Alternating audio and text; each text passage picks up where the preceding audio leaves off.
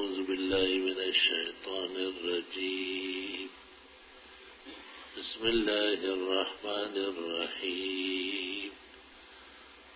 صبغة الله ومن أحسن من الله صبغة ونحن له عابدون. قل أتحاجوننا في الله وهو ربنا وربكم ولنا أعمالنا ولكم أعمالكم ونحن له مخلصون. أم تقولون إن إبراهيم وإسماعيل وإسحاق ويعقوب والأسباط كانوا هودا أو نصارى؟ قل أأنتم أعلم أم الله؟ ومن أظلم ممن كتم شهادة عنده من الله وما الله بغافل عما تعملون. تلك أمة قد خلت لها ما كسبت ولكم ما كسبتم ولا تسألون عما كانوا يعملون.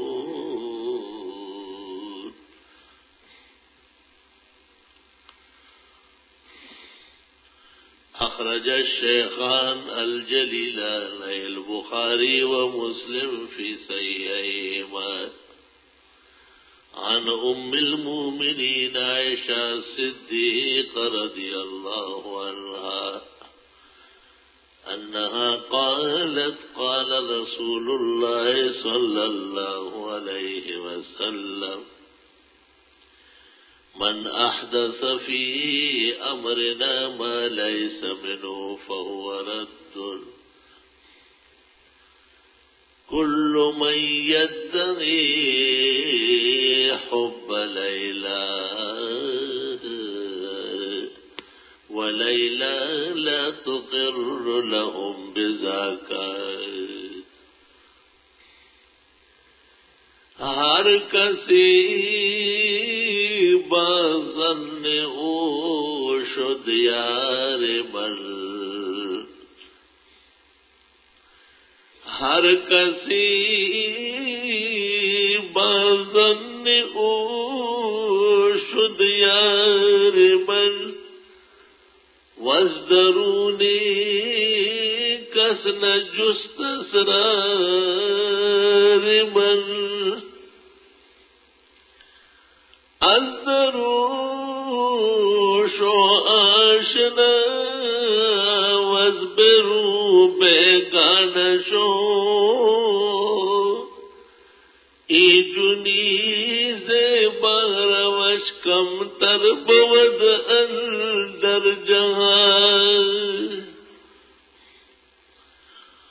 اللهم صل وسلم على سيدنا ومولانا محمد وعلى آله وأصحابه وبارك وصل وسلم عليه. قابل قدر بزرگوں، محترم بھائیوں اور معزز سامعین، محرم الحرام کا ابتدائی جمعہ ہے اور اس کے بعد عاشورہ محرم.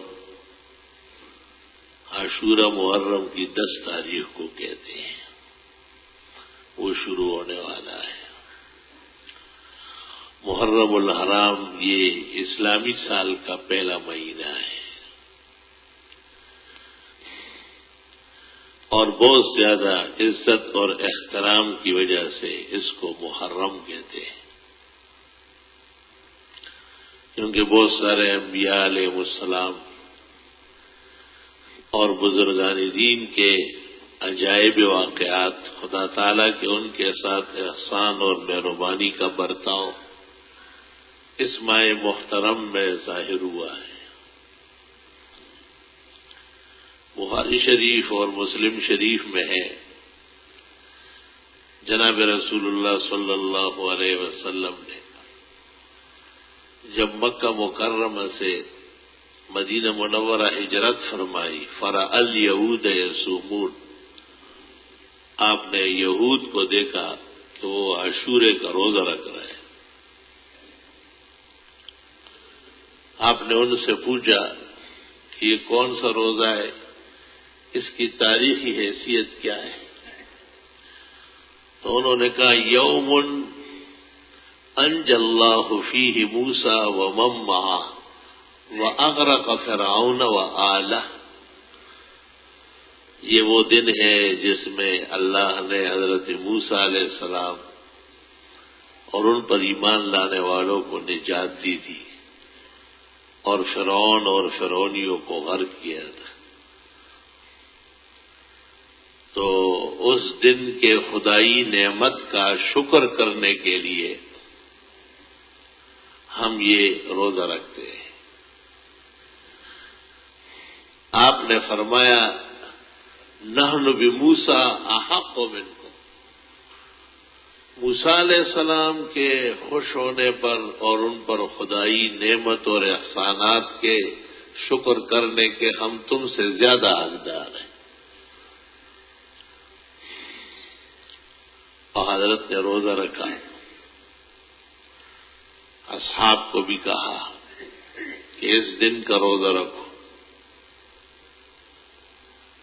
ابتدائی اسلام میں جو فرض روزے تھے ان میں سے عاشورہ محرم کا بھی تھا۔ رمضان شریف جب فرض ہوا تو بقیہ فرائض سب کے سب منقطع ہو گئے۔ امام محمد نے موطا میں کہا ہے، نص محمد فی الموطا، کہ ہر فرض روزہ رمضان کے بعد ختم کر دیا گیا۔ امام مالک، شافعی و احمد کے نزدیک اس کا استحباب باقی ہے۔ امام اعظم کے نزدیک جب ایک فرض کینسل ہو جائے تو اس کا کچھ بھی نہیں رہتا۔ البتہ دوسرے وجوہات سے اور ادلہ سے عاشورہ محرم کے روزے کا مستحب ہونا اور سنت ہونا یہ ثابت ہے۔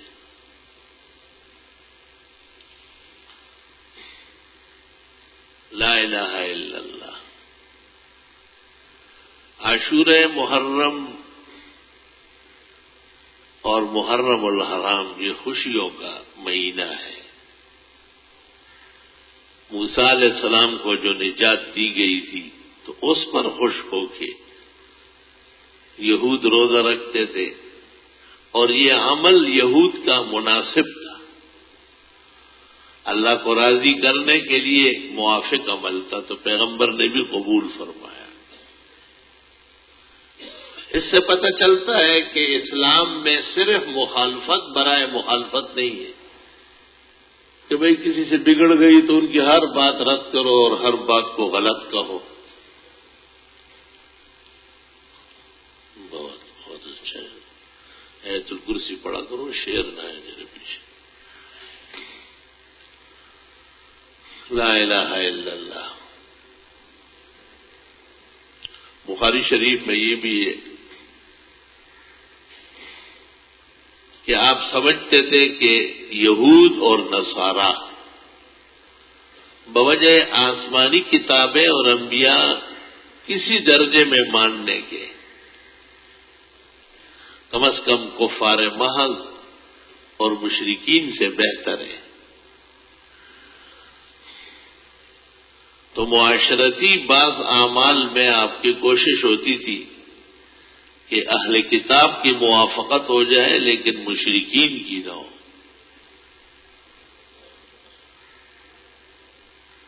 چنانچہ ایک مسئلہ پیش آیا، اور وہ مسئلہ یہ پیش آیا کہ سر کے بال رکھنا سنت طریقہ ہے، بالکل چھوٹے لما، اس سے بڑے جمہ اور گردن تک آ جائے وفرا. سر کے بال موڑنا تو یا علاج ہے، گرمی لگتی ہے، بڑھاپا ہے، برداشت نہیں ہے، یا مشکل سے جائز ہے. الگ تحقیق ناپسندیدہ عمل ہے. تو آپ کے اور آپ کے صحابہ کے بھی سر مبارک کے بڑے بڑے بال ہوتے تھے. اب بات یہ ہے کہ اب بالوں کو ویسے ہی چھوڑ دیجیے جس کو صدل کہتے ہیں، یا بالوں کا مانگ نکالا جائے درمیان میں یا دائیں طرف. تو اہل کتاب جو تھے وہ صدل کرتے تھے، بڑے بڑے زلف رکھتے تھے، جیسے آج کل یہ مجاہدین کے نام پر بڑے بڑے زلف رکھتے ہیں لڑکے، اور ویسے بھی وہ ہیپی بنے ہوتے ہیں. ان کا سنت سے کوئی تعلق نہیں ہے، کیونکہ بالوں پر پھر پگڑی باندھنا اس سے بڑھ کر سنت ہے. قرآن کریم میں یہود کی مذمت اللہ نے کی، افتؤمنون ببعض الکتاب وتکفرون ببعض، کچھ مانتے ہو کچھ چھوڑتے ہو. یہ تو ذلت اور رسوائی کا اقدام. فما جزاء من يفعل ذلك منكم الا خزي في الحياة الدنيا ويوم القيامة يردون الى اشد العذاب وما الله بغافل عما تعملون. تو آپ نے دیکھا کہ یہود جو تھے وہ بال کھلے رکھتے تھے، زلفوں کی طرح بکھر کے، اور اہل کتاب جو تھے، اہل کتاب اور مشرکین جو تھے وہ مانگ نکالتے تھے. سر کے بیچ میں آپ کنگھی کر کے وہ بال ادھر اور دو حصوں میں کرے، اس کو مانگ کہتے ہیں. تو آپ نے اہل کتاب کی موافقت میں صدل شروع کیا، لیکن آپ کو وہی آئی کہ نہیں، اس میں اہل کتاب غلط ہے، اور یہ جو دوسرا عمل ہے سر کا مانگ نکالنا یہ صحیح ہے. اس لیے علماء کہتے ہیں کہ نبی اور غیر نبی میں یہ فرق ہے کہ غیر نبی غلط مسئلے پہ رہ سکتا ہے، مگر نبی غلط مسئلے پہ رہ نہیں سکتے، فوری وحی آ جاتی ہے. اتنا چھوٹا سا مسئلہ ہے بظاہر، اور اس میں اللہ رب العالمین نے آپ کی رہنمائی فرمائی کہ پسندیدہ عمل اور انبیاء کے ہاں مقبول عمل اور مستمر عمل وہ سر کے بالوں کا مانگ نکالنا ہے، اور اس کو کھلے ویسے ہی بکھرے ہوئے چھوڑنا یہ پسندیدہ نہیں ہے. بلکہ آپ نے بعض لوگوں کو دیکھا کہ بڑے بڑے بال ہیں وہ ادھر ادھر بکھرے ہوئے، تو آپ نے ایسا دیکھا اور کہا شیطان اور سائر اور راز، بکھرے بالوں والا شیطان. تو سخت ناراض ہو گیا. اور ایک آدمی کو آپ نے کہا کہ جب تم نے بال رکھے ہیں تو اس کی خدمت کرو، کبھی کبھی اس کو دھو لو، کبھی اس میں تیل ڈالو، کنگھی کرو. ایسا نہیں ہے کہ کوئی وحشی بنے اور یہاں آ جائے.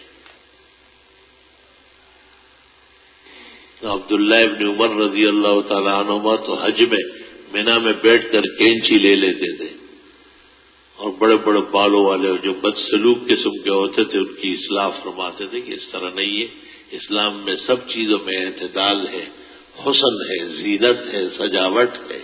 کہ تم لوگ کس طرح بنے ہوئے ہو. لا الہ الا اللہ.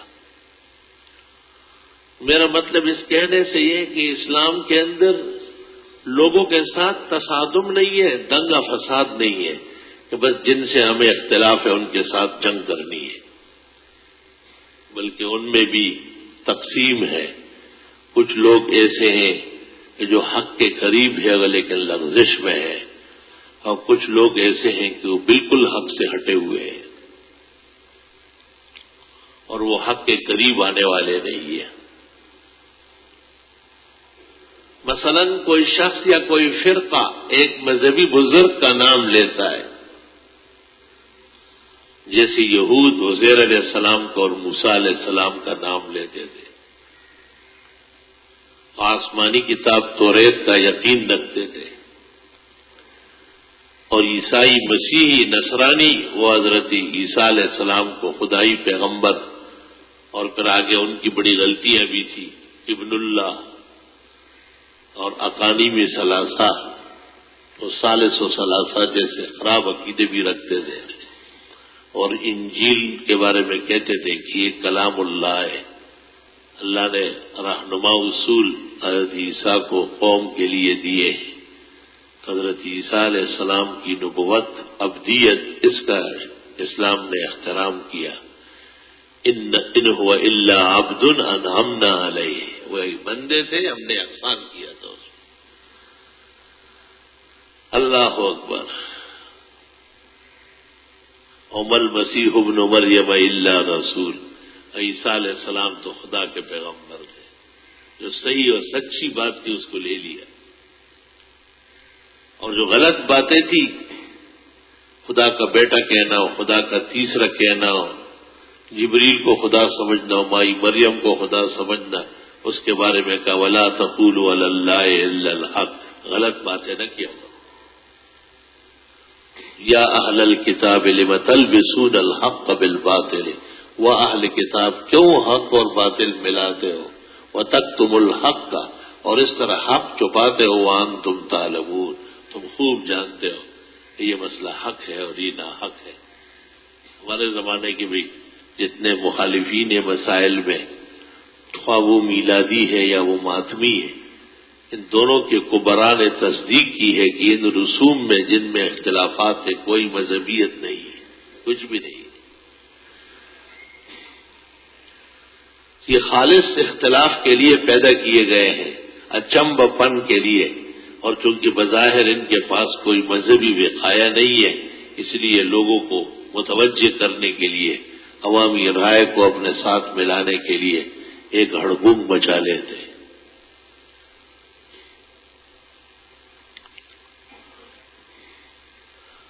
حقیقت یہ ہے کہ اسلامی تعلیمات اور اسلامی خط و خال اختیار کرنا، اس میں کوئی اختلاف نہیں ہوتا ہے، آپ نے کبھی غور نہیں کیا ہے۔ واقعتاً اگر اسلام قبول کر لیا جائے اور وہ اعمال اسلام کے کسی رنگ میں بھی ہو تو اس کے بارے میں نرمی کرنی پڑے گی، اس کی قدر کرنی پڑے گی۔ مثلاً آپ دیکھیں، ہمارے عقیدے کے مطابق پوری دنیا کے اندر مسلمان 4 فقہی مسلک کے اندر بٹے ہوئے، اس میں امام مالک مدینہ منورہ کا امام ہے، امام شافعی مکہ میں پلے بڑے ہیں، اور امام احمد ابن حنبل بغداد کے ہیں، اور امام ابو حنیفہ رحمہ اللہ بھی بغداد کے ہیں۔ حضرت اصلاً کوفی ہے، بعد میں بغداد میں قیام رہا ہے، اور ان کے درمیان کچھ اختلافی باتیں پائی جاتی ہیں۔ نماز کے لیے ہاتھ کہاں اٹھایا جائے تو احمد ابن حنبل کی رائے یہ ہے کہ بس نظر آ جائے،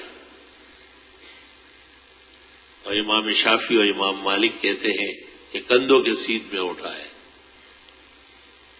اور امام ابو حنیفہ کہتے ہیں کہ مرد جو ہے وہ کانوں تک اٹھائے اور خاتون کندھوں تک اٹھائے، کیونکہ خاتون کے لیے بہت زیادہ ہاتھ اٹھانا بے پردگی کا باعث ہے۔ مگر چاروں کا اس بات پر اتفاق ہے کہ نماز صحیح ہے، اختلاف کے باوجود نماز صحیح ہے۔ کسی ایک امام نے بھی یہ نہیں کہا ہے کہ جس نے زیادہ ہاتھ اٹھائے یا کم اٹھائے وہ دوبارہ پڑھ لے یا اس کی نماز منع ہے۔ یہ قطعاً شیخ الاسلام ابن تیمیہ نے فتاویٰ کے اندر کہا ہے کہ یہ کہنا کہ اس امام کے ماننے والوں کی نماز ہوتی ہے اس کی نہیں ہوتی، یہ قول بدعات میں سے، بے دینی کے اقوال میں سے۔ اور پھر فرمایا صحابہ میں سب طرح کے لوگ موجود تھے اور سب اہل حق تھے۔ یہ دین پر ہونے کی وجہ ہے کہ یہ مسائل دین کے ہیں، جن مسائل کے پشت میں و بنیاد میں دین موجود ہو اس کو کبھی بھی بے دینی نہیں کہا جائے گا۔ جب قرآن کریم نازل ہو رہا تھا، رسول کریم صلی اللہ علیہ وسلم کو یہ فکر تھی کہیں قرآن کریم کے ساتھ کوئی اور چیز مل نہ جائے، خلط نہ ہو جائے۔ آپ نے کہا صرف قرآن لکھو، حدیثیں لکھنے بھی منع کر دیا، اور آپ نے ایک شخص کا نکاح پڑھایا، اس سے پوچھا مہر ہے، اس نے کہا یہ ایک چادر ہے، اور کچھ بھی نہیں ہے۔ ہمیں قرآن شریف یاد ہے، کہاں لمبی لمبی صورتیں بڑی بڑی یاد ہے۔ آپ نے کہا چلو یہ صورت ہے، اس بی بی کو آپ یاد کرائیں گے اور یہی مہار ہے۔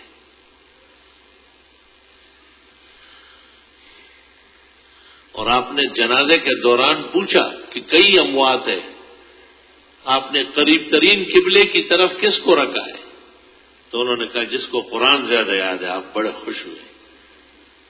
آپ نے کہا قرآن تو اقتدا اور احتدا کا ساز و سامان ہے۔ مجاہدین جب آپ روانہ فرماتے تھے تو زبردست فورس اللہ نے آپ کو دیا، ہر ایک سربراہ سپہ بن سکتا تھا۔ آپ فرماتے تھے ایکم احفظ للقرآن، قرآن شریف کا ماہر کون ہے؟ تو جو بہت زیادہ ماہر ہوتا ہے کہ جھنڈا آپ کے ہاتھ میں ہوگا، آپ آگے آگے چلے۔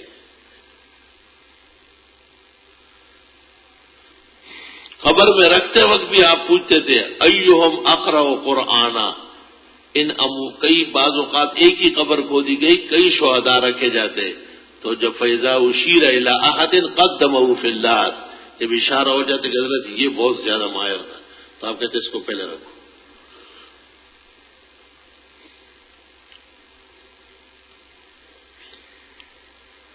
یہاں تک کہ صحابہ کرام نے ایک مقام پر قیام کیا اور وہاں قریب میں ایک قبیلہ تھا، صحابہ نے ان سے درخواست کی کہ ہم مسافر لوگ یہاں آئے ہیں اور یہاں کوئی انتظام نہیں ہے، عرب دستور ہے کہ مسافروں کو کھانا دیتے ہیں، ہم بھی ایک پیغمبر کے حکم پر ایک ضروری کام سے جا رہے ہیں، آپ ہمیں کھانا دیں۔ اور قبیلے والوں نے کہا یہ کام نہیں کرنا ہے، جاؤ اپنا کام کرو۔ کچھ دن نہیں گزرے تھے کہ اس قبیلے کے ایک بڑے کو سانپ نے ڈسا۔ بخاری شریف میں 14 جگہ یہ واقعہ موجود ہے۔ ہر طرح فسعوا له بكل شيء، بخاری میں منتفع، ہر طرح کوشش کی گئی، دوڑ دھوپ، علاج، معالجہ، آدمی مرنے لگا۔ کسی نے ان کو کہا یہ نبی آخر زمان کے لوگ آ کے ٹھہرے ہیں، ان سے تو پتہ کرو دنیا کا وہ کوئی کون سا مرض ہے جو جس کا علاج یہ لوگ نہیں کرتے۔ صحابہ نے ایمان و اعمال کا دھاک بٹھایا تھا، سچے پیغمبر اصدق الصادقین پر سچا ایمان لائے تھے اور آپ ہی کے حکم و ارشاد کے مطابق زندگی قربان کر رہے تھے۔ فرش تا عرش اللہ نے ان کے لیے مطیع و فرمان بردار بنایا ہے۔ ان کے ذمہ دار لوگ آئے اور ان کو کہا کہ ہمارے امیر کو سانپ نے ڈسا ہے اور بہت تکلیف ہے، ہم نے سب کچھ کیا لیکن نہیں ٹھیک ہو رہا۔ ابو سعید خدری رضی اللہ تعالیٰ عنہ نے کہا کہ میں دم کروں گا 3 دن صبح و شام، آپ کا آدمی چیلنج کے ساتھ بچ جائے گا اللہ کے فضل سے۔ لیکن میں یہ بات پوچھتا ہوں کہ یہ عرب دستور کے خلاف کر کے ہماری اتنی بے آبروئی کیوں کی گئی؟ عرب تو راستے سے گزرنے والا دشمن کو بھی کھانا دیتے تھے، ہم سے اتنی ناراضگی کس بات کی ہے؟ تو اب ہم بھی دم ویسے نہیں کریں گے، فری فنڈ والا دم، خالی چف چف چفوں کا کام نہیں ہے، پوری طاقت لڑانی پڑتی ہے۔ دم ایسا ہوتا ہے جو پہاڑ کو آگے پیچھے کر لے۔ تو انہوں نے کہا کہ جو آپ کہیں گے ہم حاضر ہیں۔ تو فیصلہ اس بات پر ہوا کہ 30 بڑی بکریاں دودھ دینے والی اور 80 ایسی بکریاں جو اگلے سال بچہ دینے والی ہو، اور 30 بکریوں کے ساتھ جو بچے وہ سب آپ ایک پورا ریوڑ ہمارے حوالے کریں گے۔ حضرت ابو سعید خدری صبح و شام 3 دن گئے، بخاری شریف میں بریا، وہ آدمی بالکل ٹھیک ہو گیا۔ دم اس کو کہتے ہیں۔ یہ کلمات ہیں لا الہ الا اللہ۔ وہ ایک آدمی کو جتنی تکلیف ہوئی، میں ان کاموں سے بہت دور ہوں اور میں نے اپنی اولاد اور شاگردوں کو نصیحت کی ہے کہ یہ کام نہ کرنا، لیکن بہرحال مسلمان ہے اور ہمارے لوگ ہیں، ہم سے محبت و عقیدت رکھتے ہیں۔ ایک تڑپتا ہوا پریشان حال کو میں نے دیکھا. میں نے اس جن کو کہا کہ آپ جائیں, اس کو معاف کر دیں, چھوڑے نہیں. وہ بہت ناراض ہو گیا. میں نے کہا آپ کی ناراضگی 2 سیکنڈ میں سیدھی ہو جائے گی. تجھے معلوم نہیں ہے کہ یہ کتنا بڑا دین آیا ہے, اور اس میں جو یہ قرآن کریم اللہ نے نازل کیا ہے یہ تمام شیاطین اور سرکشوں کو باندھنے کا طریقہ ہے. الحمدللہ میں نے وہیں کھڑے کھڑے ایک نقش لکھا. وہ جس کو جن تھے وہ مجھے کہتے ہیں کہ 15-20 آدمی آئے, اس کو باندھ کے لے گئے.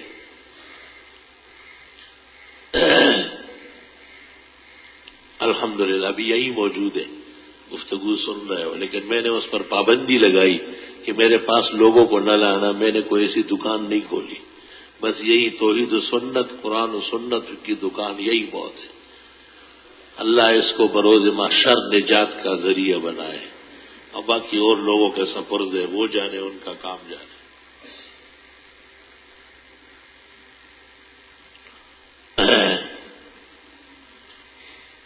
جس وقت ابو سعید خدری بکریوں کا ریوڑ لے آئے جس میں 30 بڑی بکریاں تھی اور 80 اس طرح کی, 120 اس طرح کی, پورا ایک لمبا چوڑا ریوڑ, اس کو دم کہتے. لا الہ الا اللہ.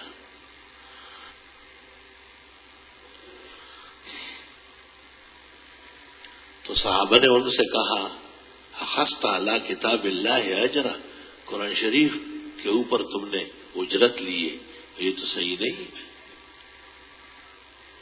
ابو سعید نے کہا کہ مدینہ منورہ میں رسول اکرم صلی اللہ علیہ وسلم کو عرض کریں گے, جو آپ فیصلہ کریں گے. جناب رسول اللہ صلی اللہ علیہ وسلم کو سارا قصہ سنایا. آپ بے انتہا خوش ہوئے اور آپ نے پوچھا کون سی سورت پڑھی, اور نے کہا سورہ فاتحہ. آپ نے کہا یہ شفا وہی الراقیہ وہی الرقیہ وہی المنجیہ وہی الناجیہ, سب کچھ شفا, شفا کے خزانے, تمام تکلیفوں کے دور کرنے کا علاج وہ اس صورت میں موجود ہے. وہی سورہ فاتحہ ہے, آپ پڑھیں, فائدہ پہنچے گا. ہمارا ایمان ہے.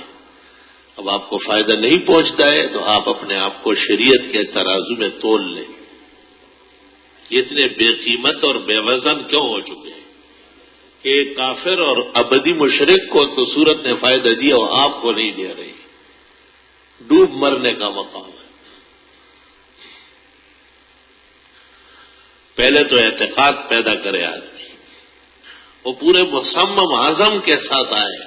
ان پر ثابت کیا گیا تھا کہ یہ نبی آخر زمان جو پیغامات لے کے آئے, یہ جماعت ان کے ماننے والے ہیں اور ان کا دم مؤثر ہے.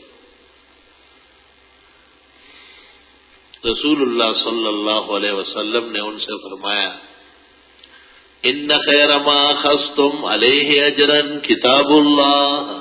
اس طرح جو اعزاز اکرام کے طور پر قرآن شریف کے بدلے میں کوئی تمہاری عزت کرے, احترام کرے, یہ بہت بڑی اللہ کی مہربانی ہے. آپ نے کہا اضربوا لی فیہ سہما, ایک حصہ مجھے بھی دے دو, اور واقتسموا بینکم, آپس میں تقسیم کرو. آج کل لوگ قرآن خوانی کے اوپر حرام ہے, تراویح والے کو دینے حرام ہے. میں کہتا ہوں حدیث کے خلاف فتوے کی کیا حیثیت ہے. نبی کے خلاف بھی فتوے دیے جا رہے ہیں. ایسی ناکارہ گڑیاں آ گئی ہیں.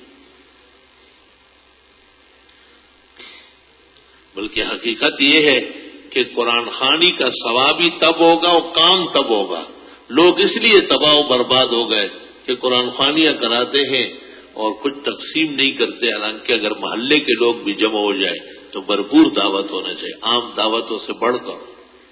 یہ کیا کرتے ہیں کہ اس دن جیسے مردے کی دعوت ہوتی ہے, بریانی خوار بدگار بے مرچ بے مسالہ وہ بنا لیتے. یہ کیا ہے کہ قرآن خوانی تھی, یعنی ایک فضول کام تھا. تو پھر نسلیں اور گھر خاندان تباہ ہوتا ہے. کہتے سال میں ایک دفعہ نہیں, 3 سال میں ایک دفعہ کرو. لیکن پڑھنے والے جب اٹھنے لگے تو اتنے تحائف دو کہ اٹھ نہ سکے. اس کو قرآن اور پھر یہ غلط سلط فتوے بے ربط اور بے ضبط، جن میں نہ قرآن ہے اور نہ سنت ڈکوسلے، انہوں نے اور ان کو فضولیات پر آمادہ کیا۔ اگر وہ یہ فتویٰ دیتے کہ اس زمانے میں مثلا ایک بکری کم از کم کتنے کی ہوگی، میرے خیال میں تو 1000 روپے کی کوئی بکری نہیں، 1000 کی لگا لو تو 30 طالب علم کو ایک قرآن خوانی کے 30,000 دینا چاہیے، اور جس کا زیادہ بینک بیلنس ہے وہ 80 دے، جو اس سے آگے ذرا پر کولا ہوا ہے وہ 1,20,000 بانٹ دے۔ اس کو قرآن خوانی کہتے ہیں۔ یہ وہ آپ کے گزری ہوئی 14 پشتیں اور آنے والی 14 پشتوں میں خیر و برکت ڈالے۔ قدیم زمانے کے لوگوں کو دین سے فائدہ اس لیے تھا کہ احترام قلب بہت زیادہ تھا، دل سے احترام ہوتا تھا۔ اس زمانے میں حفاظ کے پیچھے لوگ لگے ہوتے، رمضان شریف میں یہ غریب قرآن شریف سنا کے ان کو کچھ تھوڑا بہت دیتے ہیں تو بعض لوگ فتوے لے آتے ہیں، تو یہاں سے ہمارا فتویٰ جاتا ہے ان کی تائید میں کہ لے سکتے ہیں، لینا دینا صرف جائز نہیں ثواب، بلکہ بعض صورتوں میں واجب، اور نہ دینے نہ لینے کی صورت میں تباہی کا اندیشہ ہے۔ تو جب بڑے خوش ہو کر کے اور واپس شکریہ ادا کرنے آتے ہیں تو میں ان سے کہتا ہوں حدیث پر پورا عمل کرو۔ پیغمبر نے کیا کیا تھا کہ مجھے بھی دو، میں نے کہا مجھے بھی دو نا۔ مولویوں کے تپیڑے میں کھاتا ہوں، لڑائی جھگڑا میں مول لیتا ہوں، پیسے سارے آپ گھر لے جا رہے ہیں، لیچی دلالا وہی نوڑئی دی عبداللہ وہی، لا الہ الا اللہ۔ مطلب میرا طویل روایت سنانے سے یہ تھا کہ یہ وہ دور تھا جس میں آپ قرآن ہی قرآن آگے کر رہے تھے، اور آپ کو سخت اندیشہ تھا کہ قرآن شریف میں کوئی اور چیز مل نہ جائے۔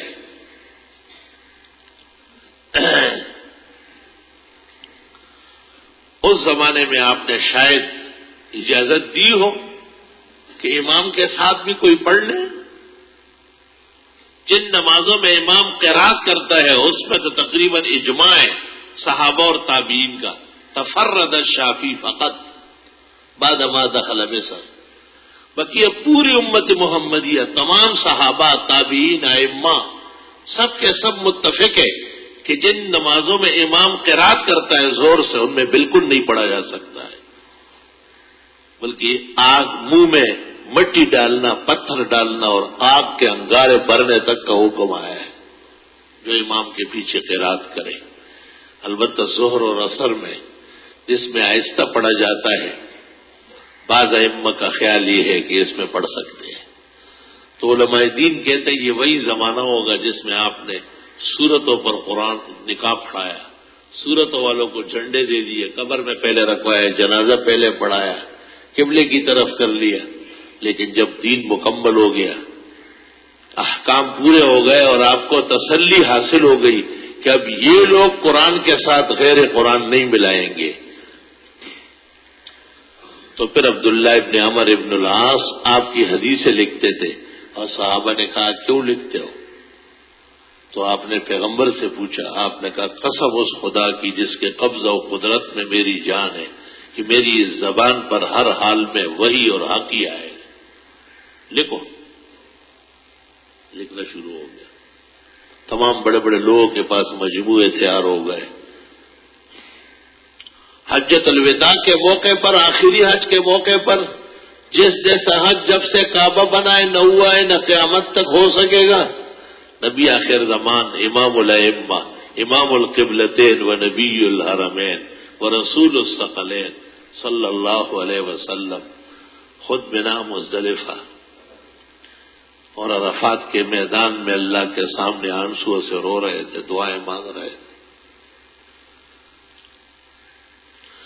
آپ نے عرفات کے اندر جو خطبہ دیا ہے بڑا عجیب و غریب خطبہ ہے، کہتے اگر پورا اسلام نہ ہوتا تو یہ ایک خطبہ ہدایت کے لیے دستاویز کے طور پر قیامت تک کے لیے کافی تھا، ایسا جامع و مانع خطبہ۔ آپ نے جب خطبہ دیا، بڑا زبردست خطبہ ہے، اور آپ خطبہ ختم کر کے اترنے لگے اونٹنی سے تو ایک آدمی کھڑا ہو گیا، سیدھا سادہ سا مسلمان، اس کا ابو علی شاہ نام تھا لیکن ابو شاہ کہلاتا تھا، اس نے کہا واللہ لا احفظ شیء، مجھے تو یاد ہوتا نہیں ہے.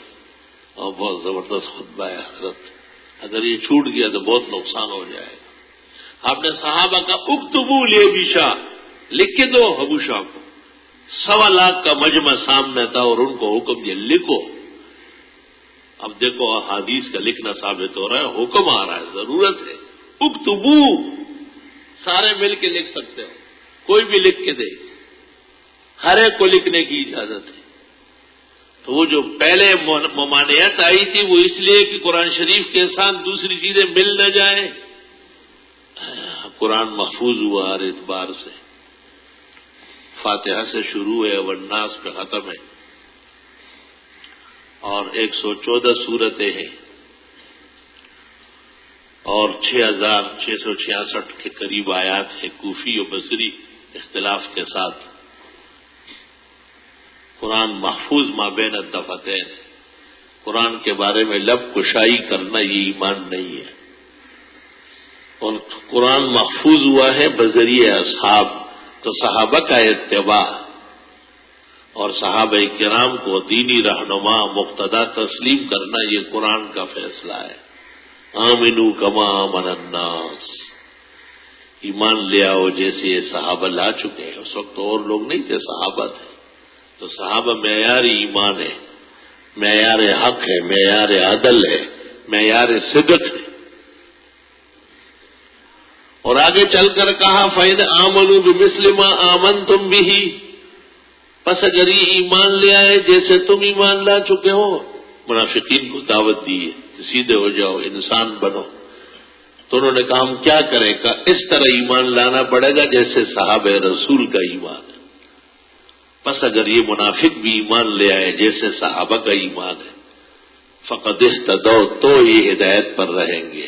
وَإِن تَوَلَّوْا، اور اگر انہوں نے منہ موڑا، فَإِنَّمَا هُمْ فِي شِقَاقٍ، یہ ہمیشہ بدبخت اور بدنصیب رہیں گے. ہمیشہ نام لیں گے علی کا اور حسن حسین کا، نام لیں گے کربلا کے بزرگوں کا، اور کام پتہ نہیں کون سا یزیدیوں کا کریں گے. کیونکہ ہم ایک مختصر سی بات کرتے ہیں، اور وہ یہ کہ حضرت حسین اور ان کے رفقا کربلا کے میدان میں یزیدیوں کے خلاف جو جام شہادت پی چکے ہیں اور شہادت کے اعلیٰ درجے سے بہرمند ہوئے ہیں. اس میں فرق یہ ہے کہ حضرت حسین اور ان کے رفقا حق کے حامی تھے، دین کی نصرت اور حفاظت ضروری سمجھتے تھے.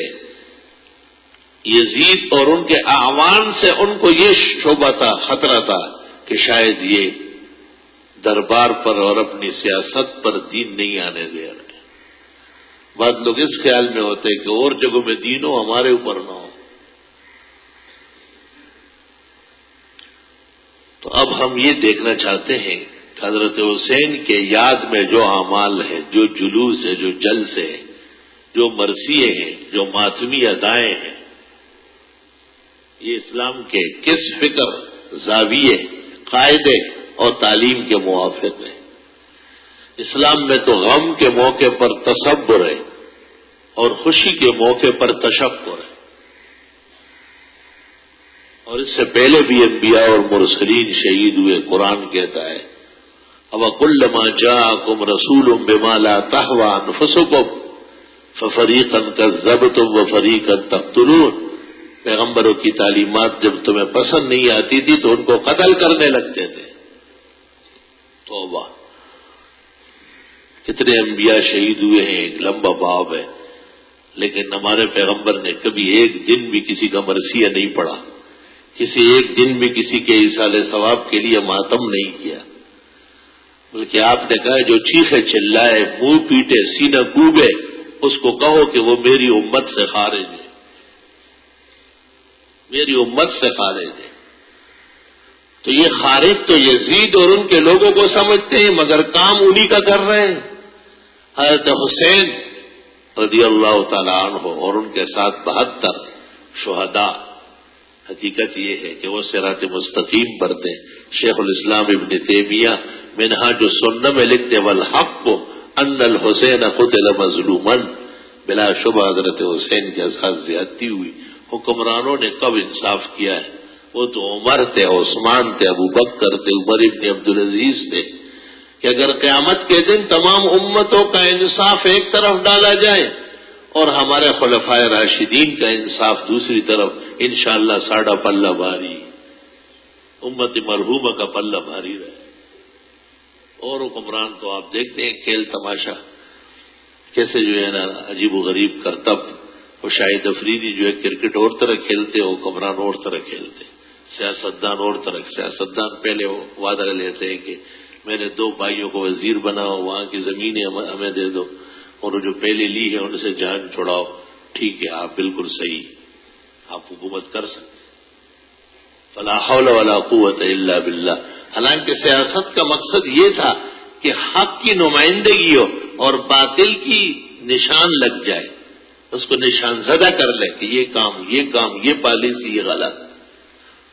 تو جو لوگ آج اپنے آپ کو حسینی کہتے ہیں اور ان کی یاد میں کوحرام مچاتے ہیں، روڈ بلاک کرتے ہیں، لوگوں کو بے چین اور بے آرام کرتے ہیں، وہ پہلے اچھی طرح انصاف سے، عدل سے، دلیل سے اور برہان سے سوچے کہ یہ کام کئی یزید کو خوش کرنے کے لیے تو نہیں کر رہے، کیونکہ ان کاموں کے ساتھ حضرت حسین رضی اللہ تعالیٰ عنہ کا کیا تعلق ہے؟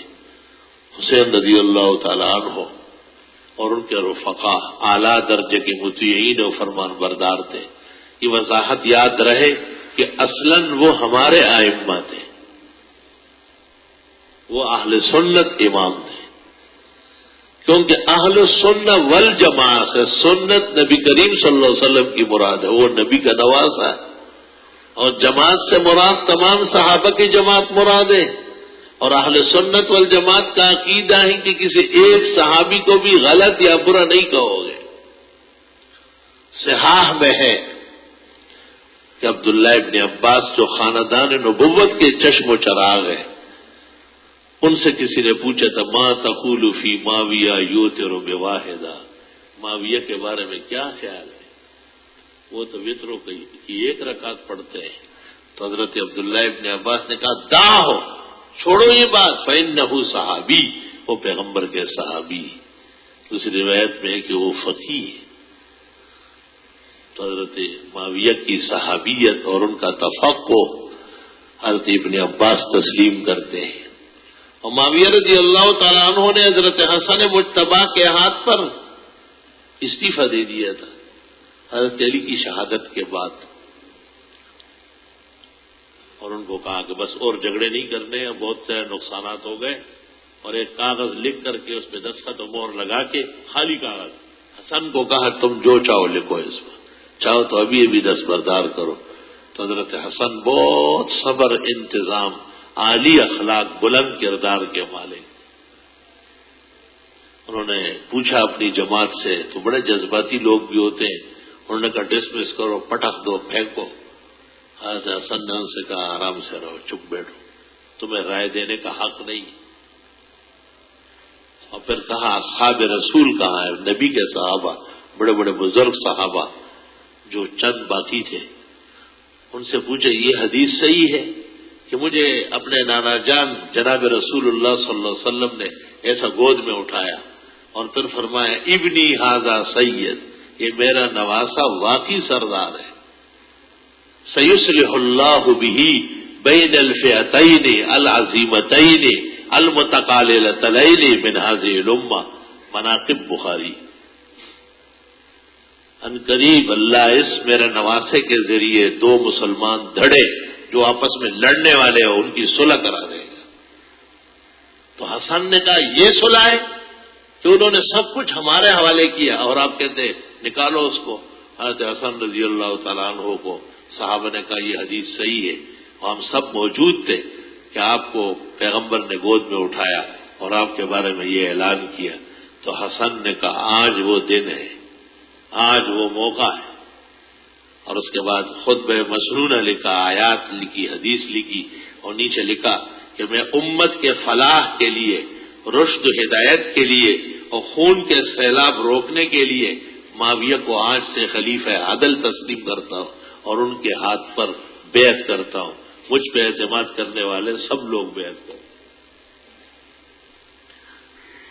صحابہ کرام نے تو بڑی کوشش کی ہے کہ خون رکے، لڑائیاں نہ ہو، جھگڑے فسادات نہ ہو۔ یہ تو کچھ یہودی سازشی گھس گئے تھے، انہوں نے عائشہ و علی کو جمل میں لڑایا اور علی و معاویہ کو صفین میں لڑایا، اور پھر اس لڑائی کے اثرات باقی رکھے، اور ایسے لوگ آئے جن کا اسلام سے کوئی تعلق ہی نہیں تھا، اور وہ علی و حسن و حسین کا نام لے کر اور اسلام کو نقصان پہنچانے لگے۔ اللہ رب العالمین مسلمانوں کا عقیدہ اور عمل محفوظ فرمائے۔ محرم الحرام کے جو سنت اعمال ہے وہ تو یہی ہے کہ 9 اور 10 یا 10 اور 11 کا روزہ رکھا جائے، اور اگر کوئی شخص کسی عذر کی وجہ سے 2 نہیں رکھ سکتا تو 1 بھی کافی ہے 10 کا۔ اصل عاشور محرم ہی سنت ہے۔ یہ قول کہ اگر 2 نہ رکھ سکے تو 1 بھی نہ رکھے، یہ کمزور قول ہے۔ نقادین محدثین نے اس کو رکھ دیا۔ ہاں افضل اور بہتر یقیناً 2 کی جگہ 3 ہو تو اور بہتر ہے، اس میں شک کیا ہے۔ قدیم زمانے میں لوگ اپنے اپنے طور پر قرآن شریف پڑھ کر یا کھانا پکا کر فقراء اور مساکین کو حضرت حسین رضی اللہ تعالیٰ عنہ اور شہدائے کربلا کے ایصال ثواب کے لیے فقراء مساکین کو بانٹتے تھے، اور اس میں کوئی قباحت نہیں ہے، یہ رزق کے اعمال نہیں ہے۔ وہ نہ قرآن خوانی جانتے ہیں اور نہ ایصال ثواب جانتے ہیں۔ شہروں میں سنا ہے ایسا کرنے والے بھی ان میں مل جاتے ہیں، شاید اس لیے علماء دیوبند بھی اس کے بیان کرنے میں محتاط رہتے ہیں۔ بعض جگہوں میں کچھ شربتیں وغیرہ بانٹنے کا بھی رواج ہے۔ کہا جاتا ہے کہ یہ خالص نیاز حسین ہے، یا بعض جگہ کھانے تقسیم ہوتے ہیں اور یہ بھی حضرت حسین کی نیاز۔ تو یہ قاعدہ ہے کہ نیاز اور نظر صرف خدا کے نام کی ہوگی، اگر اللہ کے علاوہ کسی مخلوق، نبی، رسول، زندہ، مردہ، شہید، فقیر کے نام کی نیاز یا نظر کی گئی تو وہ منع ہے۔ اس لیے اور بہت سخت الفاظ کتابوں میں ہے اس بارے میں، اس لیے علماء دین مسلمانوں کو احتیاط بتاتے ہیں۔ لیکن انفرادی اعمال پر کوئی قطغن نہیں ہے۔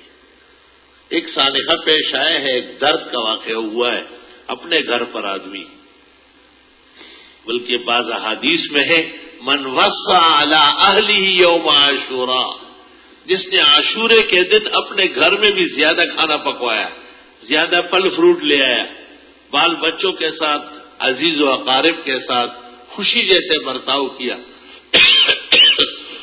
اللہ تعالیٰ سال بھر کے لیے اس کے گناہ معاف کر دے گا اور سال بھر کے لیے اس کے لیے رزق کے دروازے کھول دے گا۔ لیکن اس واقعے کا، اس حدیث کا کربلا سے کوئی تعلق نہیں ہے، یہ اس سے بہت پہلے وارد ہوئی ہے۔ وَإِنِ اغْضَبَ عَلَيْهِ شیخ الاسلام ابن تیمیہ فی المنہاج فَهُوَ مَحْجُوجٌ بِالْأَدِلَّةِ وَالْبَرَاهِينِ۔ بہتر ہے کہ مراسی، ماتمی، جلوس، اس قسم کی ادائیں جو اہل حق، اہل التوحید و سنت کے نظریات سے متصادم ہیں، پرہیز کیا جائے، اور ایسے بیانات خواہ وہ ریڈیو سے ہو یا ٹیلی ویژن سے ہو یا چینلوں سے ہو، جو عقیدے اور تاریخی صحت سے محروم ہو، اس سے پرہیز کرنا ضروری ہے۔ علماء لکھتے ہیں کہ اس مہینے میں کالا لباس، کالی ٹوپی، کالی پگڑی، کالی واسکٹ، کالے جوڑے، یہ بھی روافض کی نشانی ہے۔ اہل اللہ اور اہل حق، اہل سنت والجماع اس سے بھی پرہیز فرمائے۔ یہ بچے کالے والے پہنتے ہیں، یہ سب چینلوں کو دیکھ کے، ان کو یہ اوپر سوپر نہیں ہے کہ ہمارا مذہب اس کی اجازت نہیں دے رہا۔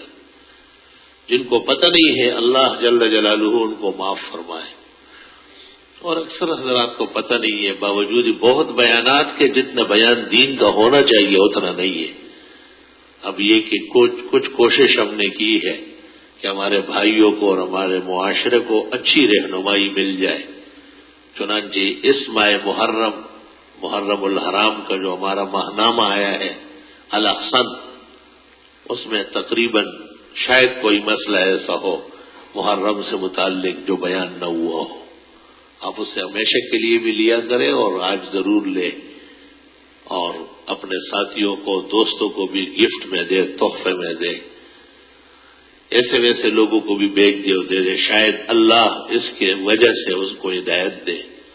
صحابہ کی دشمنی سے، قرآن کے بغض سے اور اسلام کے خلاف جو ناکارہ اعمال نکالے گئے، جال سازیاں کی گئی، شاید ان پر ان کو اللہ ندامت و شرمندگی عطا فرمائے۔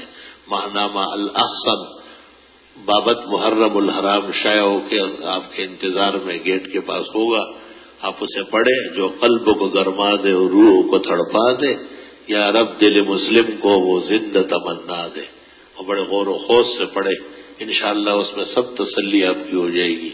اللہ پورے عالم کے مسلمانوں کو محفوظ رکھے اغیار سے اور ان کے ناکارہ عقائد و آثار سے۔ وآخر دعوانا الحمدللہ رب العالمین۔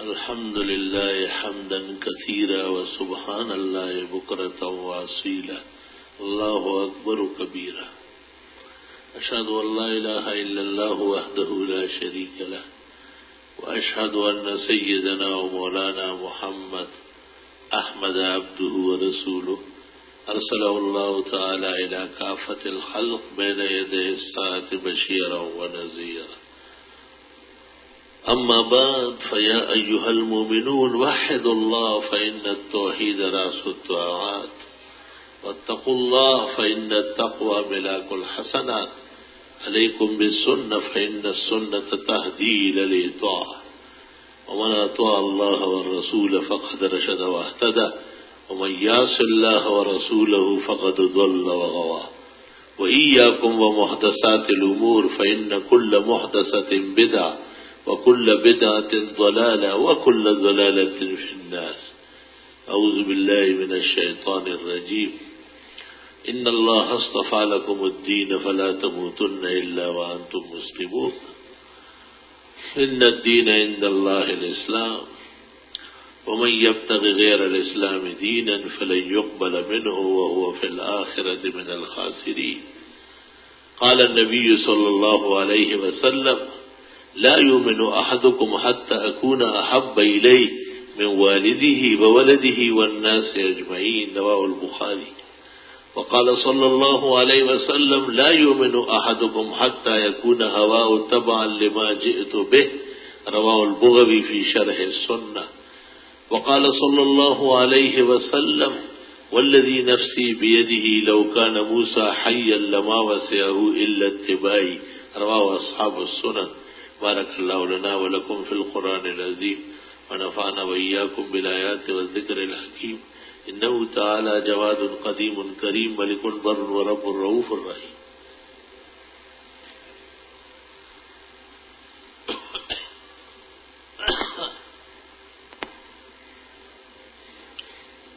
أحمدك حمد الحامدين وأشكرك شكر الشاكرين ونصلي ونسلم على رسولك ونبيك نبي الرحمة نبي الملاهم ونبي التوبة رسول رب العالمين وعلى آله وأصحابه أجمعين أما بعد فقد قال النبي صلى الله عليه وسلم لو كنت متخذا غير ربي خليلا لاتخذت أبا بكر خليلا ولكن خلة الإسلام أفضل رواه البخاري وقال صلى الله عليه وسلم لو كان بعدي نبي لكان عمر رواه أحمد في المسند وقال لعثمان استحيت منك ملائكة الرحمن رواه أصحاب السنن وقال لعلي أنت مني بمنزلة هارون من موسى إلا أنه لا نبي بعدي رواه الشيخان وقال صلى الله عليه وسلم خير نساء بني إسرائيل مريم وخير النساء هذه الأمة خديجة رواه البخاري. وقال صلى الله عليه وسلم فضل عائشة على النساء كفضل الثريد على سائر الطعام رواه البخاري ومسلم والترمذي وأبو داود. وقال صلى الله عليه وسلم لبنته فاطمة سيدة نساء أهل الجنة رواه الشيخان. وقال صلى الله عليه وسلم إذا رأيتم الذين يسبون أصحابي فقولوا لعنة الله على شركم رواه الترمذي. وقال صلى الله عليه وسلم لا تسبوا أصحابي فإن أحدكم لو أنفق مثل أحد ذهبا ما بلغ مد أحدهم ولا نصيف رواه البخاري. إن الله يأمر بالعدل والإحسان وإيتاء ذي القربى وينهى عن الفحشاء والمنكر والبغي يعظكم لعلكم تذكرون.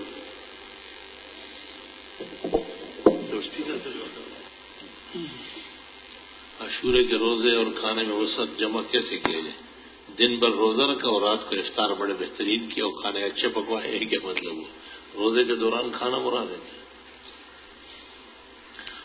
کسی کے ماں باپ نیاز غیر اللہ کے نام پر لا علمی وجہ سے کرتے ہیں، اگر بغیر توبے کے مرے تو کیا ان کی مغفرت ہونے والی ہے؟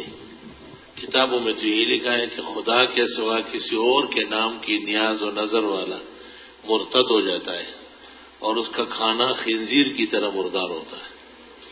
آگے اللہ کا اپنا معاملہ ہے. جو ایمان پر مرا ہو، ظاہری کفر نہ ہو، اس کے لیے دعائے مغفرت جائز ہے. مودودی صاحب کو ماننے والا مولوی اگر کسی کا نکاح کروائے تو چونکہ نکاح میں مولوی ضروری نہیں ہے بلکہ ایجاب قبول ضروری ہے اور گواہان ضروری ہے، اس لیے نکاح درست ہے. 6 ایسے گناہ کا نام بتایا جس کی بخشش نہیں ہے. شرک اللہ تعالیٰ کے ساتھ اور ماں باپ کا نافرمان اور آکل الربا سود خور، قاتل النفس جان بوجھ کر کسی کو قتل کرنے والا، مدمن الخمر شراب کا عادی،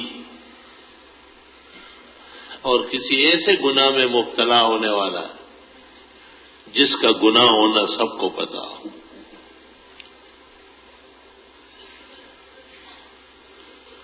پانچ کا ذکر تو آتا ہے. امام باڑوں میں یا چرچ میں نماز نہیں ہوتی، یعنی اہل حق وہاں سے بچے.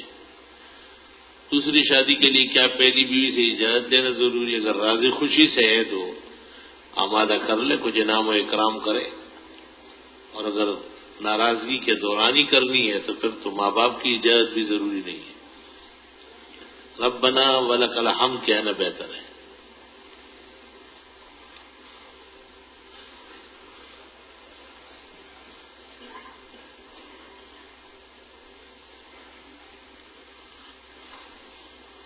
موتی مال سے آگے مسجد عمر فاروق رضی اللہ عنہ کے بورڈ پر حضرت عمر کے نام کو مٹا کر اس پر اسپرے کیا گیا، اور واٹر پمپ میں غوثیہ مسجد کی دیوار پر فاروق اعظم کو فحش گالیاں لکھی گئی ہیں، لیکن وہاں کے مولویوں نے کوئی رد عمل کا اظہار نہیں کیا. بہرحال یہ ان کا فرض ہے، وہ اس کا اظہار ناراضگی کرے.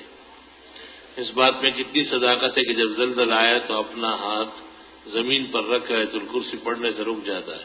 بہرحال آیت الکرسی ایک مبارک آیت ہے، ممکن ہے اللہ اس کی وجہ سے زمین کو سکون دے اور ہمارے گناہ معاف کرے. جس نے اپنے مال کی حفاظت کی اس نے اپنے ایمان کی حفاظت کی. کیا یہ بات درست تھی؟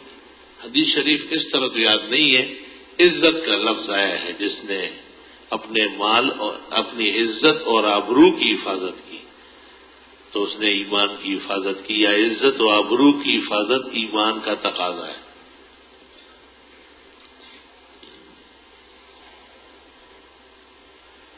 اگر ایک آدمی میسج کے ذریعے اپنی بیوی کو طلاق کے الفاظ لکھ کر بھیج دے، طلاق ہو جاتی ہے. تو کون سے طلاق جو اس نے دی ہے وہی واقع ہوگی. کوئی میسج اپنی طرف سے طلاق تھوڑا پڑھائے گی. اگر اس نے 1 یا 2 دی ہے تو طلاق رجعی ہے، اور اگر عدت گزر گئی رجوع نہیں کیا تو بائن ہو جائے گی، اور اگر 3 دی ہے تو ہمیشہ کے لیے آرام. اگر ایک آدمی جہاز میں سفر کر رہا ہے یا ریل گاڑی میں سفر، تو وہاں نماز پڑھنے کی کیا ترتیب ہوگی؟ جس ترتیب سے وہ پڑھ سکے نماز وہاں پڑھنا بدستور فرض ہے۔ قیام بھی کرے گا اور قبلے کی طرف منہ بھی کرے گا۔ اگر بغیر قیام کے سیٹ پر پڑھ لی تو نماز کا عدم ہے، ہوئی نہیں، یہ دوبارہ پڑھی جائے گی۔ نماز کے اخیر میں سلام پھیرنے کا صحیح طریقہ بیان فرمائے، السلام علیکم ورحمۃ اللہ، السلام علیکم ورحمۃ اللہ، اس میں اور کیا صحیح طریقہ ہے؟ کوئی 15-20 طریقے ہے کیا؟ ہاں اتنا لکھا ہے کہ سلام ایسا پھیرے کہ اس کو اپنا گال بھی نظر آ جائے، یعنی پورا پھیر لے، اور سلام پھیرنا اور منہ موڑنا دونوں یکساں، اور سلام چھوٹے مجمع میں چھوٹا ہو، بڑے مجمع میں لمبا ہو۔ دوسرے سلام میں درمیان میں توقف کے بارے میں حنابلہ تو ایک ہی سانس سے پھیرتے ہیں امام، السلام علیکم ورحمۃ اللہ، السلام علیکم ورحمۃ اللہ، کیونکہ ان کا پھر مؤذن شروع ہو جاتا ہے، اور ہمارے ہاں توقف کے ساتھ ہے، توقف کے ساتھ افضل ہے۔ البتہ دوسرا سلام جو ہے یہ پہلے سلام سے چھوٹا بھی ہو اور اس میں آواز بھی کم ہو۔ بعض ائمہ پہلا سلام السلام علیکم ورحمۃ اللہ اور دوسرا سلام السلام علیکم ورحمۃ اللہ، یہ غلط طریقہ ہے۔ پہلا لمبا اور دوسرا چھوٹا، پہلا ذرا اونچا دوسرا قدر نیچے۔ اسی طرح جنازے کے اندر بھی پہلا سلام پورا اور دوسرا سلام ادھورا، سنت طریقہ ہے۔ اگر میں ایک آدمی عالم ہو کر بینک اسلامی میں تکافل والے یا میزان والے کے پاس منافع شرعی کی خاطر پیسے رکھ لے تو شریعت کی طرف سے کیا ہوگا؟ اکثر علماء کا کہنا یہی ہے کہ اس وقت کہیں بھی اسلامی بینکاری نہیں ہے، اور بینک اسلامی اور بینک سودی دونوں یکساں ہیں، بلکہ یہ زیادہ برا ہے، گناہ کو ثواب سمجھ کر جا رہا ہے، اور جو علماء استعمال ہو رہے ہیں ان سے فقہی لغزش ہوئی ہے، ان کی لغزش یقیناً واقع ہے۔ تفصیلات کے لیے ابھی جو میں نے ماہنامہ الاحسن کا نام لیا اس میں اس دفعہ بہت طویل تفصیل آئی ہے، اور ان کتابوں کا بھی تانا بانا کیا ہے جو اس موضوع پر بینکاری کی مدد و حمایت میں لکھی گئی ہے۔ دوسرا سوال ہے کہ اگر ایک آدمی عام بینکوں میں کرنٹ اکاؤنٹ بطور حفاظت، یہ درست اور صحیح ہے۔ تیسرا سوال یہ کہ کوئی آدمی سود کے مال میں سے کسی فقیر طالب کو دے تو طالب وہ رقم اپنے لیے استعمال کر، طالب کو نہ کہے نا کہ یہ سود ہے، اس کے لیے تو حلال طیب ہے۔ یہی طریقہ ہے، بغیر نیت ثواب کے کسی مسکین فقیر کو دے۔ میرا بھائی جو اپنی ضد پر ہے جہاد کے لیے، ماں اکثر بیمار رہتی ہے اور ان سے راضی بھی نہیں ہے، گھڑ سواری سیکھنے اور کراٹے سیکھ رہے ہیں، فجر سے پہلے جاتے ہیں، فجر کی نماز کی کوئی ترتیب نہیں، اتوار کا دن ہو یا کوئی اور چھٹی کا دن ہو تمام نمازیں چھوڑ دیتے، چھوٹے چھوٹے بچے ہیں، نہ بچوں پر کوئی محنت نہ بیوی کی طرف کوئی توجہ، ایسے شخص کا کیا ہوگا؟ بدبخت زمانہ ہے، بد نصیب ہے جو جہاد کو بدنام کر رہا ہے اور گھر اجاڑ رہا ہے اور اس طرح شریعت کا نقصان کر رہا ہے۔ خلے کے بعد اگر عورت 2 ماہ دوبارہ اس خاوند کے ساتھ جانا چاہے، خلا طلاق ہے، طلاق کے بعد اگر رجی یا بائن ہو تو جا سکتی ہے، اگر مغلظہ ہے 3 طلاق خلے میں دی گئی تو پھر دوبارہ اس خاوند کے پاس نہیں جا سکتی، الا ایک کئی اور نکاح ہو جائے عدت گزرنے کے بعد، اور وہاں سے طلاق پائے پھر عدت گزرے اور پھر سابقہ خاوند سے نکاح کرے۔ مازن صحابی کا نام ہے، جی ہاں، عبداللہ ابن زید مازنی، مازنی حقیقت میں قبیلے کا نام ہے مازن۔ آپ مازن نام نہ رکھیں، لوگ سمجھیں گے نہیں، اس کو مازن زانی کے معنی میں لیں گے۔ آپ کو اگر بہت شوق ہے تو مؤذن نام رکھیں، خود اپنا نام تبدیل کر کے امام بن جائیں اور بیوی کو خطیبہ بنا لیں۔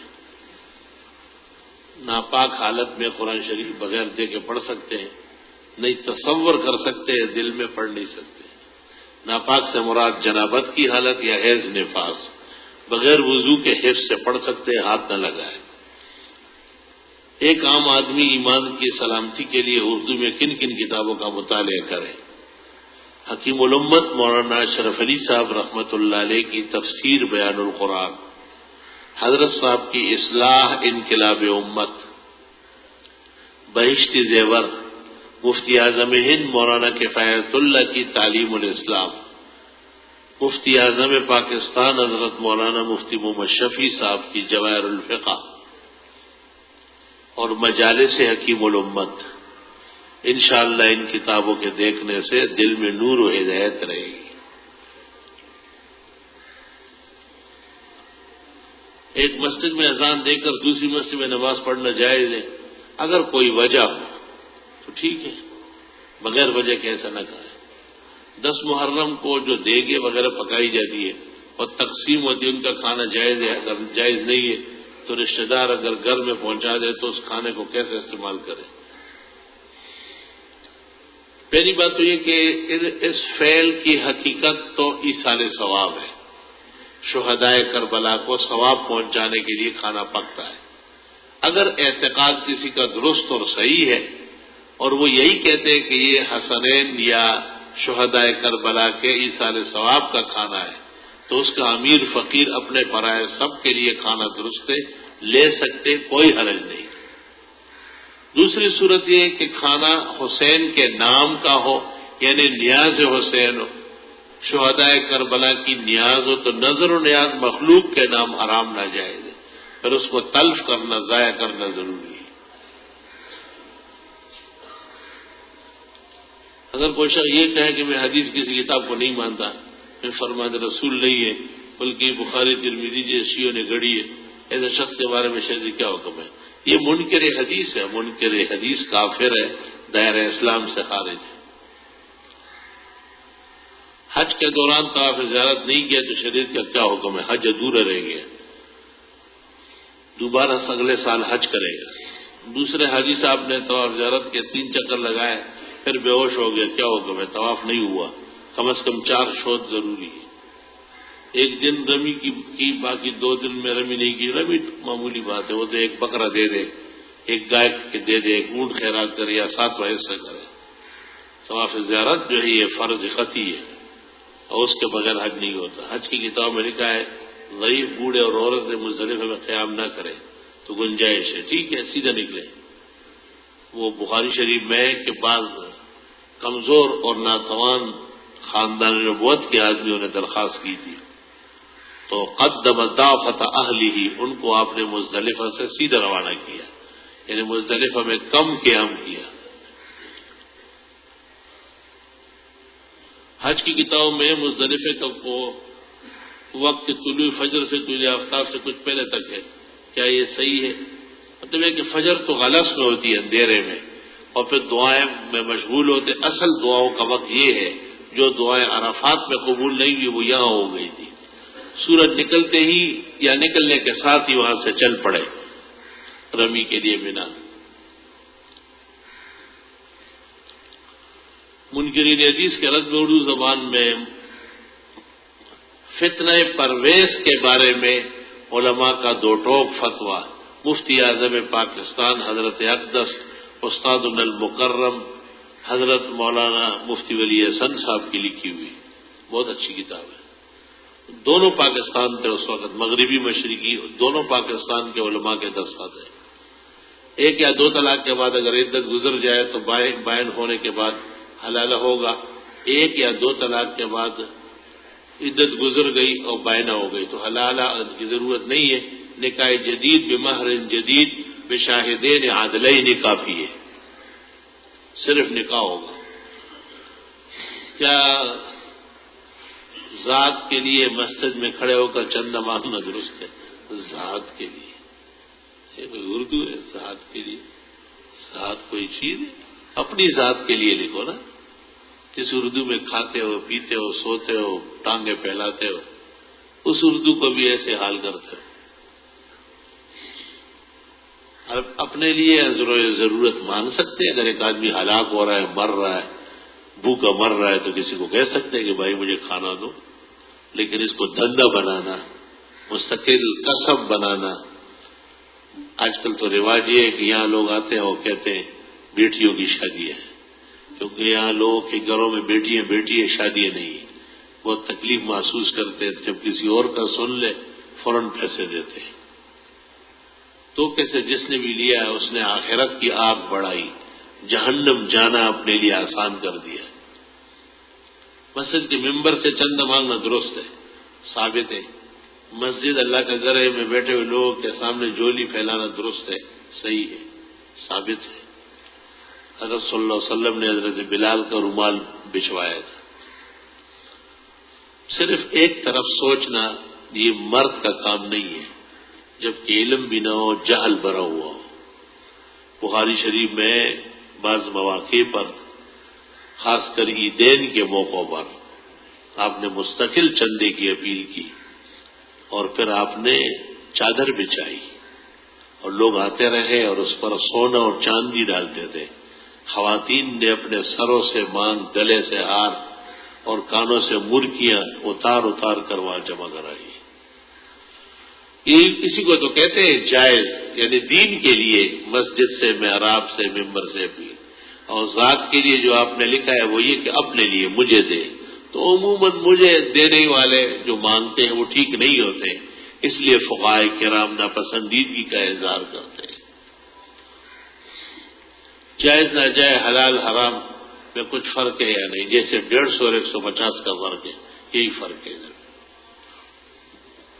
میرے پاس موبائل پر ایک پیغام آیا کہ ایک یہودی حضور کی خدمت میں حاضر ہوا، کہا صبح بخیر، تو جواب میں آپ نے فرمایا کہ ہم مسلمانوں کا سلام تمہارے سلام سے بہتر ہے، یعنی السلام علیکم، پوری اہل جنت کا سلام ہے، اور حوالہ دیے سیرت النبی کا۔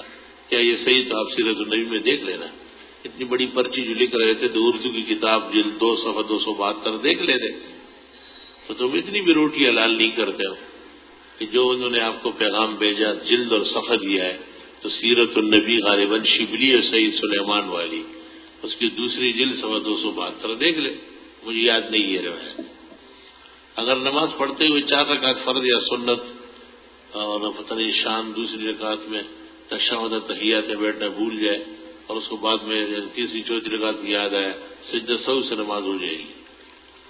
قبروں پر ہاتھ اٹھا کر دعا مانگنا درست اور صحیح ہے، مزارات پر عبرت اور سبق کے لیے اور ان کو ایصال ثواب کے لیے جانا جائز ہے۔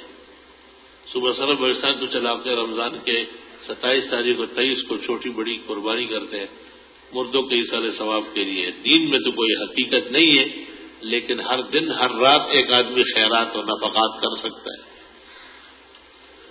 بہت ہی دعائیں دی ہے، برکت عمر کی، صحت کی، اللہ آپ کو بھی یہ نعمت عطا فرمائے۔ بہت شکریہ، مہربانی، احسان، کرم بالائے کرم۔ اللہ تعالیٰ آپ کا منہ مبارک کرے، آپ کے کلمات سود مند بنائے اور اس کے بہترین صلے اور اجر اللہ آپ کو اور ہم سب کو دونوں جہانوں میں دے۔ حرم شریف میں مرد اور خواتین ایک جگہ نماز پڑھتے ہیں، بعض اوقات آگے پیچھے خواتین ہوتی ہے، درست نہیں ہے۔ حرمین شریفین میں دونوں جگہ خواتین کی جگہ علیحدہ ہے۔ اگر ایسی کوئی صورت ہوئی ہے تو وہ بہت نامناسب بات ہے، اور ساتھ کھڑی ہونے کی صورت میں یا آگے ہونے کی صورت میں نماز نہیں ہوگی۔ بیلجیم میں ایک مسلمان بھائی جو کینسر میں مبتلا ہے، آج ان کا بہت اہم آپریشن ہے، اللہ تعالیٰ انہیں صحت دے، زندگی دے۔ الحمدللہ رب العالمین، نستغفرک اللہم ونسألک السلام والعافیہ۔ اللهم حبب لنا الإيمان وزينه في قلوبنا وكره إلينا الكفر والفسوق والعصيان واجعلنا من الراشدين المهديين. اللهم إنا نعوذ بك من عقابك وفتنة عبادك وشر بلادك. اللهم ارحم عبادك وبلادك عما يوجب مقتك وغضبك. اللهم ول أمورنا خيارنا ولا تول أمورنا شرارنا، وارزقنا حكومة صالحة عادلة التي ترعى عبادك وبلادك عما يوجب مقتك وغضبك. صلى الله عليه وسلم.